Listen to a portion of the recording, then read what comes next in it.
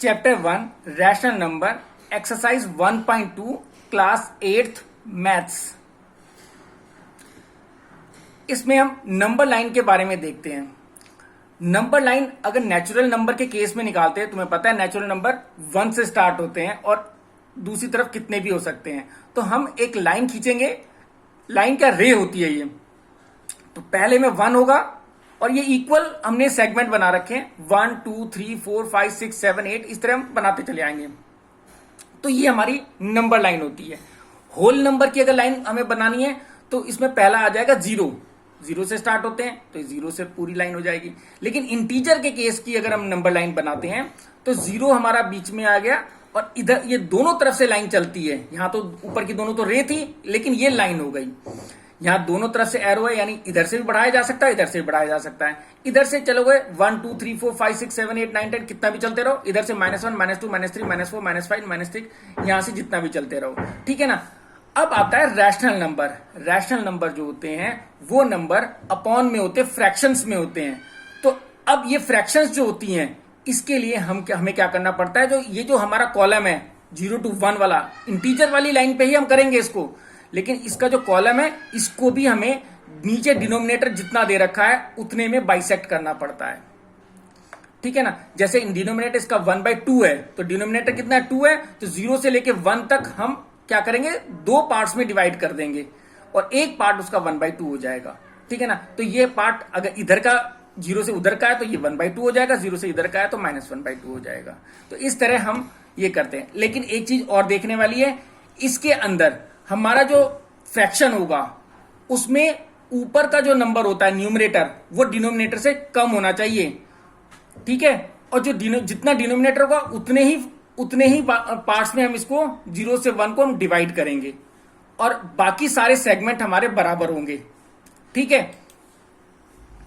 अब हम एक्सरसाइज 1.2 को करते हैं।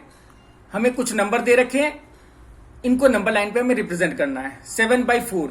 अब देखो 7 तो 4 से बड़ा है, तो सबसे पहले हमें क्या करना पड़ेगा, इसको मिक्स्ड फ्रैक्शन में चेंज करना पड़ेगा। तो हमें क्या करना पड़ेगा, 7 को हमने अंदर लिया, 4 को हमने बाहर लिया और इसको डिवाइड करा।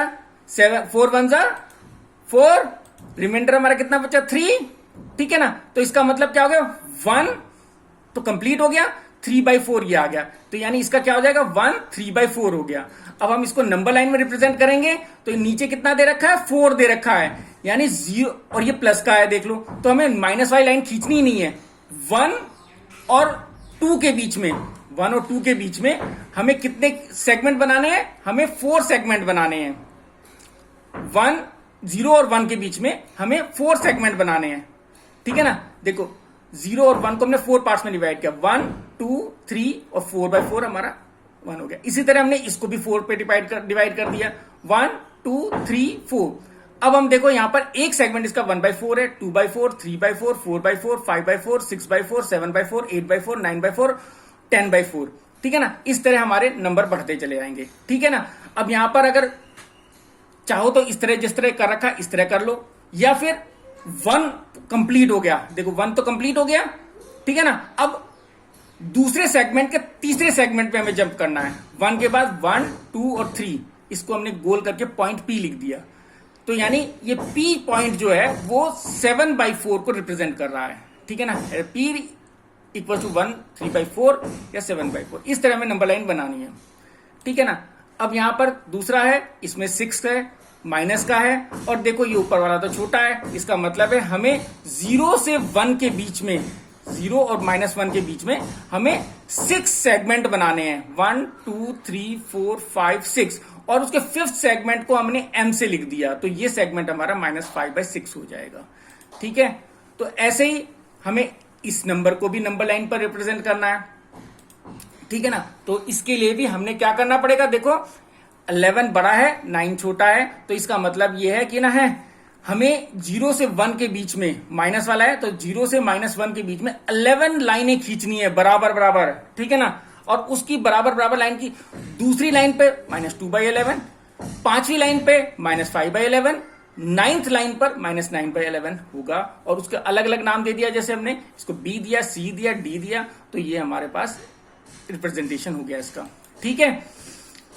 अब आता है हमें 5 रैशनल नंबर फाइंड आउट करने जो 2 से कम है।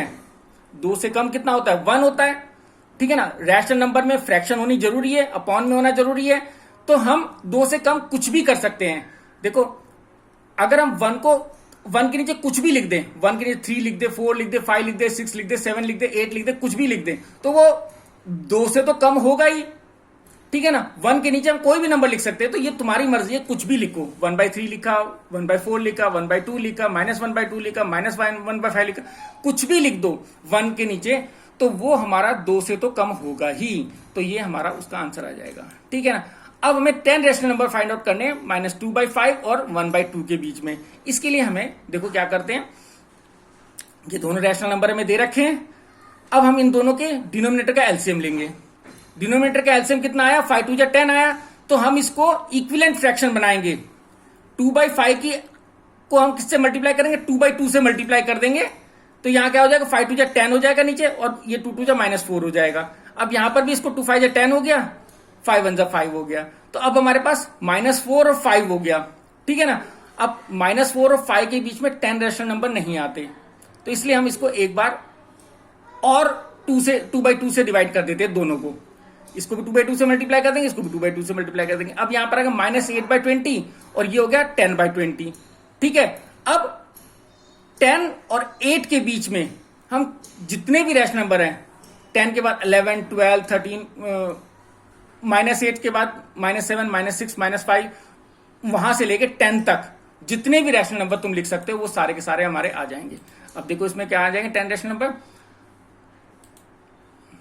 ये आ जाएंगे हमारे -7 -6 -5 -4 -3 -2 -1 0 1 2 3 4 5 6 7 8 9 10, कितने भी लिख दो, जितने भी वहां तक है, ठीक है ना। इन दोनों के बीच के सारे बेस डिनोमिनेटर हमारा सेम होना चाहिए। ऐसे 5 रैशनल नंबर फाइंड आउट करने हमें इन सब के बीच में। तरीका वही है, पहले एलसीएम लो, एलसीएम लेने के बाद हमारे यहाँ 15 आया, फिर इसकी इक्विवेलेंट फ्रैक्शन में चेंज करो। तो हमने इक्विवेलेंट फ्रैक्शन बनाई 10/15 और 12/15 बनी, ठीक है ना। और अगर देख रहे हो 10 और 12 के बीच में तो सिर्फ 2 का नंबर है, तो हमने इसको 4/4 से मल्टीप्लाई करते हैं दोनों को। तो अब की बार हमारा 40/60 और 48/60 आ गया। इनके बीच में 5 रैशनल नंबर हम आराम से फाइंड आउट कर सकते हैं, ठीक है। ऐसे इसमें भी 2/2 और 3 का हमने एलसीएम लिया, 6 आया, और इसके बाद हमने इसको 3/3 मतलब इसका इक्विवेलेंट फ्रैक्शन बनाया 9/6 और 10/6, और इसके बीच में हमें सारे नंबर मिल गए, तो कोई दिक्कत ही नहीं है, ठीक है। तो इस तरह ही आराम से करना है। ये वाला थर्ड क्वेश्चन भी 4 2 8, 4 और 2 का एलसीएम 4 आता है हमारा, ठीक है ना। तो अब हम इसको 4 करने के लिए इसको 1/1 से मल्टीप्लाई किया, इसको 2/2 से मल्टीप्लाई किया। अब 1/4 और 2/4 के बीच में हमें रैशनल नंबर फाइंड आउट करने हैं, तो वो तो कम ही होंगे, तो इसलिए हमें इसको 8/8 से हमने दोनों को मल्टीप्लाई कर दिया, ठीक है ना। 8/32 और 16/32 के बीच में हमने रैशनल नंबर 5 लिख लिए, ठीक है। अब हमें 5 रैशनल नंबर चाहिए जो ग्रेटर देन -2 हो। -2 से बड़े रैशनल नंबर लिखने हैं, वहां तो कम थे, यहां ज्यादा वाले हैं, ठीक है ना। तो अब हमने क्या किया, तो ग्रेटर देन -2 लिखने हैं, तो यानी कि -2 से बड़े जो होंगे -3/2 -1 -1/2 0 1/2, ये सब हमारे -2 से बड़े हैं, ठीक है ना। 2 से बड़ा नंबर 1 होता है, कोई भी पॉजिटिव नंबर लिखोगे वो बड़ा ही होगा, ठीक है ना। और वैसे -1/2 करोगे तो वो भी वो और बड़ा हो जाएगा, ठीक है। जितना छोटा होता है नंबर उतना ही बड़ा होता है माइनस के केस में, ठीक है।